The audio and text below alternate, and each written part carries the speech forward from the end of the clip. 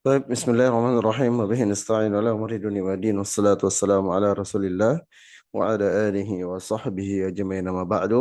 الحمد لله رب العالمين، سبحانك لا علم لنا إلا ما علمتنا إنك أنت العليم الحكيم. ربي اشرح لي صدري ويسر لي أمري واحلل عقدة من لساني يفقهوا قولي. Alhamdulillah teman-teman sekalian, kita masuk di pertemuan terakhir dari pembelajaran metode Ar-Rasyid dengan target pembelajaran 10 jam, bisa menerjemahkan 15 juz Al-Quran, dan bisa baca kitab tanpa harokat 80% mulai dari nol. Nah, kita masuk di pertemuan yang terakhir, pertemuan ke-10. Kita lihat target pembelajarannya. Dan kita masuk di lanjut bagian teori atau di bagian kedua dari baca kitab. Kalau sebelumnya kan kita lihat teorinya nih. Kalau sebelumnya kita sudah mempelajari bagaimana baca kitab atau cara baca kitab dan juga tahapan-tahapannya. Setelah kita mempelajari pertemuan 1 sampai 9, kita ulang kembali teman-teman sekalian. Nih, di halaman ke-10 yaitu satu, mencari bagian mabni. Apa itu mabni? Mabni adalah kosakata yang selalu kita ulang-ulang di halaman 1 dan sampai halaman ke-4. Yang sering diulang, diketahui kelompoknya, bahkan dihafal artinya. Uniknya, kata-kata tersebut adalah kumpulan kosakata di dalam Al-Quran yang mewakili 34,4% atau 10,32 juz atau 26.787 kali diulang. Karena seringnya diulang, peserta otomatis mampu membaca serta mengharokatkan kosakata tersebut, mampu menerjemahkan serta mengetahui jenis kelompok dan fungsinya. Ayo kita ikuti langkah-langkah tersebut. Langsung saja. Kata ini apakah dia selalu diulang atau tidak? Jawabannya selalu. Yuk, silakan. Masih ingat masuk di mana? Di bagian huruf. Halaman ketiga. Kelompoknya siapa? Yansibul ismah wa yarfa'ul khobar. Pasti dibaca apa? Inna. Inna artinya apa? Sesungguhnya. Kata selanjutnya lafadz Allah ya, tapi nanti ini belum, tidak termasuk. Nah, kata selanjutnya termasuk tidak? Iya, termasuk. Yaitu dibaca pasti la. Oke, termasuk kosakata yang selalu diulang ya. Kata selanjutnya tidak ada. Kata selanjutnya selalu diulang. Kelompoknya siapa? Kelompoknya huruf. Pasti dibaca apa? An. Oke. An itu yang mana? Di halaman keempat, yang setelahnya fi'il mudhari ya. Pasti dibaca an. An artinya apa? Hendaknya atau hendak. Kata selanjutnya selalu diulang atau tidak? Tidak. Kata selanjutnya selalu diulang atau tidak? Jawabannya tidak. Kata selanjutnya selalu diulang atau tidak? Jawabannya selalu. Pasti dibaca ma. Ma kelompoknya siapa? Ma kelompoknya mausul ya. Mausul, ma artinya ini mausul apa atau apa yang. Kata selanjutnya selalu diulang atau tidak? Jawabannya tidak. Nih, dua, tiga, empat. Empat kata selanjutnya selalu diulang. Pasti dibaca fa. Fa artinya apa? Maka. Mim alif selalu diulang? Selalu. Pasti dibaca ma. Ma masuk ke mana? Mausul. Artinya apa? Apa yang. Kata selanjutnya selalu. Pasti dibaca apa? Fauko. Kelompoknya siapa? Kelompoknya zorob. Fauko yang sudah dihafal pasti apa? Artinya apa? Di atas. Kata selanjutnya selalu. Sudah dihafal nih kemarin. Ha. Ha masuk ke mana? Domir. Domirnya domir muttasil atau munfasil? Munfasil atau muttasil? Jawabannya muttasil. Karena dia berada di akhir kata. Ha. Fama fauqoha, maka apa yang fauqoh di atasnya. Nah, gitu ya. Fa sama pasti dibaca fa.